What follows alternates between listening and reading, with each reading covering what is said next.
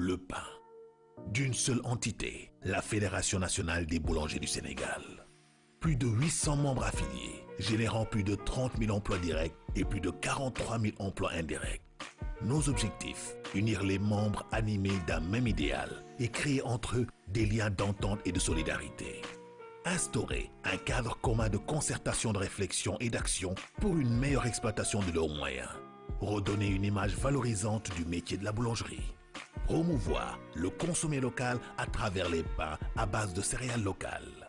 Tous unis pour un seul combat, un seul espoir, être au service des populations pour une nourriture saine et de qualité.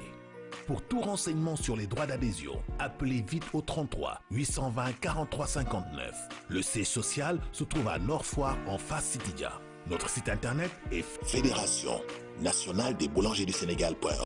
La Fédération nationale des boulangers du Sénégal vous propose votre rubrique, l'univers de la boulangerie dans 12-14. alors foog naa ne bi ñu dalee ànd ak ñoom ak léegi chaque jour dañ leen di fàttali ne am na concours boo xamante ne nii dañ koy waajal ñoom Fédération nationale des boulangers du Sénégal bëgg ci xool ñi nga xamante ne ni ñooy boulanger yi nga xam ne dañuy door a door naka lañ leen mën a tàggatee wan leen à travers concours boobu lan mooy qualité wu boulanger te foog naa ne def nañ ko tàmbali nañ ko plutôt dinañ xool image ci kanam mais laata loolu rek xanaa nga gën ñu leeral ci concours boobu. Alors, ce qui s'est passé, c'est que ben volonté pour boulanger am, surtout à travers cette fédération, la Fédération nationale des boulangers du Sénégal, pour def concours bu mag bi nga xamni gis ngeen ko def nañu casting bi. Okay. Ce qui s'est passé, dañu def ben annonce que ni xam nga du koñ bu nek am na boutique, mais du koñ bu nek am boulangerie. Ce qui veut dire que ni boulangerie du même bu takko Sénégal du nombre bo xamni élevé na trop. C'est une fédération amna plus de 600 boulangerie bi ñu defee concours bi deful sax une semaine ñu am plus de 360 inscrits ñoo xam ne dañu bëggoon bokk ci concours bi donc fallait faire un choix bi ñu defee choix bi am na ay critères yu ñu teg et ci critères yooyu il fallait en choisir 50 pour def un casting choisir ci 20 bi ñu defee critères yi ils ont trouvé qu'il y avait 70 boulangeries qui répondaient ci li nga xam ne moom mooy norme yooyu et ñu def casting bi de 50 personnes moom mooy image yi nga xam ni moom la ñu la régie di won ni ku ci nekk daal di joxe say argument toog ak les membres du jury et on va en choisir 20 yooyu ci diiru weer dañ leen di tàggat ci normes yi parce que xam nga boulangerie yi bokkuñu yenn saay jumtuwaay ñi utiliser ñi ay four électrique la ñi xam nga beneen four ak seen système yi ñoo bokkul mais dañ bëgg jël système yëpp def ko ci benn laboratoire boo xam ne durant un mois les 20 yi nga xam ne ñoom la ñuy choisir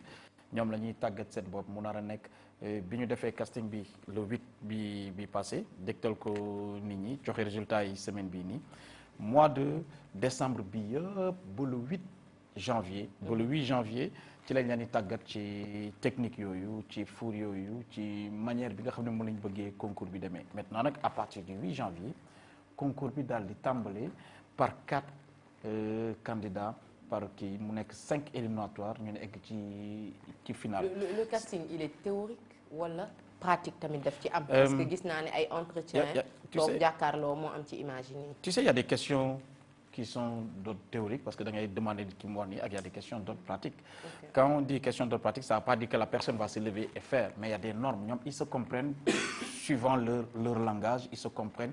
ci li nga xam ne ñoom la ñuy bëggee seen kii dem parce que ñi nga xam ñoo composé jury bi ay kàngam la ñu ci wàllu boulangerie ñoo xam ni ci ku nekk ci sa wàll meññee yeeg ñeneen ñi ku nekk ci sa wàll am nga ci expérience bu war a mën a tax nga dékku loolu dem nga ci ay dëkk yu bëri def nga ay formation fu ne dem ñi nekk nañu Europe ñi Afrique du Sud ñi fu ne dem nañ fa pour mën a indi li nga xam ne moo war a mën a tax ñu juger non boulanger yi nga xam ne bokk nañ ci concours boobu et ku ci nekk à la base ñu saytu la bu baax avant ngay dugg da nga leen di gis avant ñuy dugg da ngay gis ñu stressé mais envie boo ko amee rek c'est fini da ngay egg fu sori bu ñu duggee toog le jury est là leur pose des questions parce qu'il faut que ñu segg on peut pas prendre 70 ci première édition yàlla nañ ci egg pour mën a def concours bi donc ce qu'on fait on les sélectionne suivant les questions posées ak réponses yi nga xam ne moom la ñuy joxe s'ils répondent aux critères on les prend ils l'ont déjà fait et les résultats pour les 20 seront donnés à travers une émission buy jàll fii mu tudd casting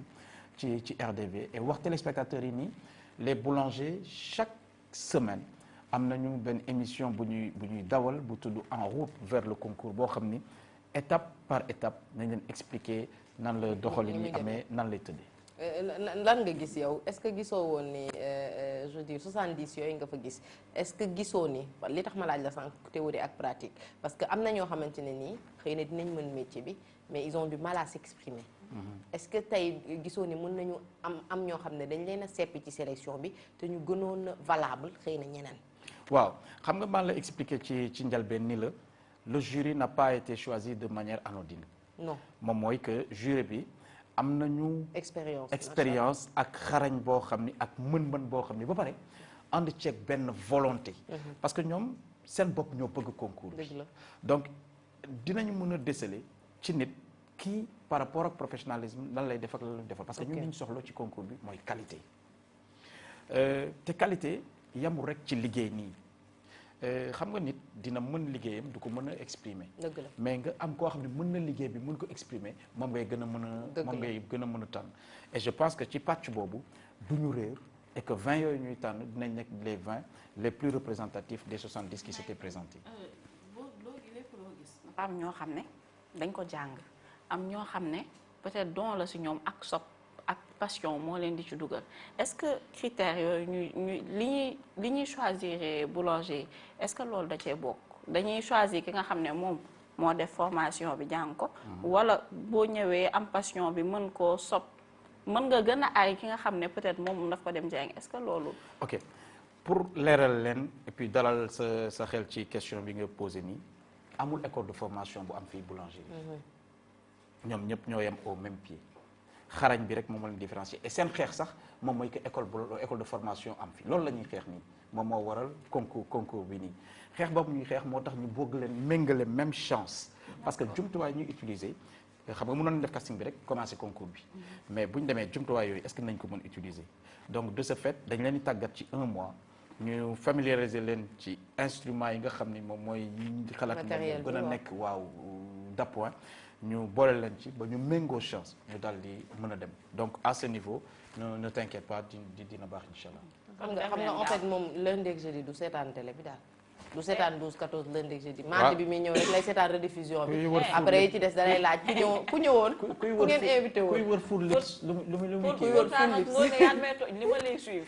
waaw mais lu tax xamoo woon ni formation am Sénégal mere naa trop côté boulanger bi wax mere nga ko dee ko seetaan côté boulanger wax dëgg tant que dégustation amul tant que dégustation amul du ko xool mais est-ce que peut-être xam nga kii ñoom façon mburu yi ñuy defar mburu cere mburu maïs bi ak yeneen céréales yoo xamante ne ni ci la ñuy defar mburu yooyu noonu est-ce que xam nga bah oui je savais un peu parce que quand j'étais toute jeune j'ai eu à travailler à la galette. Ok. Alors je connais un peu de ces les pains traditionnels, les pains de régime, les pains. mais yeneen la et aussi amoon naa benn formation bu nga xam ne ni y avait on faisait beaucoup de pâtisserie avec du maïs, du mil. Waaw. La pizza. Ah bon?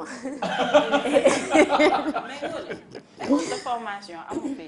kon yaa ngi rattrapé sa kii bi ba tey. non pas rattrapé mais daf ma jaaxal parce que man en général ñi may gis peut-être ñuy def pâtisserie wala nekk ci école hôtellerie yi. est-ce que ñooñu duñu. bokkul c'est ah d'accord man j'avais cru que ñoom lépp nañuy def. non pâtisserie. am na ay école de formation fii hôtellerie restauration dégg nga ko hôtellerie restauration boo koy def dañ lay jàngal pâtisserie boo demee CPFP fii nga xam ne partenaire RDV lañ nekk Patte d'Oie wala nga dem complexe Mawa élèves yu bari sax dañ lay jàngal nan ngay defaree gâteau nan ngay defaree lii ak lii ak lii bëri na école de formation fii au Sénégal yoo xam ne loolu moom mooy seen liggéey mais en matière de boulangerie du affaire mburu 100 francs 150 francs 200 francs bi ngay jënd di ci def ay thon ak mayonnaise ak affaire yooyu c'est plus large c'est plus large et di ko xam à travers ce concours. am nga beneen laaj. déedéet. looy ndekkee man dama foogoon ne que lépp lu jëm ci pat rek benn looy ndekkee looy ndekkee. man. mère yaa ngi koy seetaan. fonde. après looy ndekkee. kii ndekki rek lay def. mais yow. xam nga li tax mu jàpp ne pat yëpp a yam. moom pat yëpp lay yusandoo rek amul problème. alors merci beaucoup Mr Mike. c'est moi. ñu dem boulangerie dellusiwaat ci sport. La Fédération nationale des boulangers du Sénégal vous propose votre rubrique, l'univers de la boulangerie dans 12-14.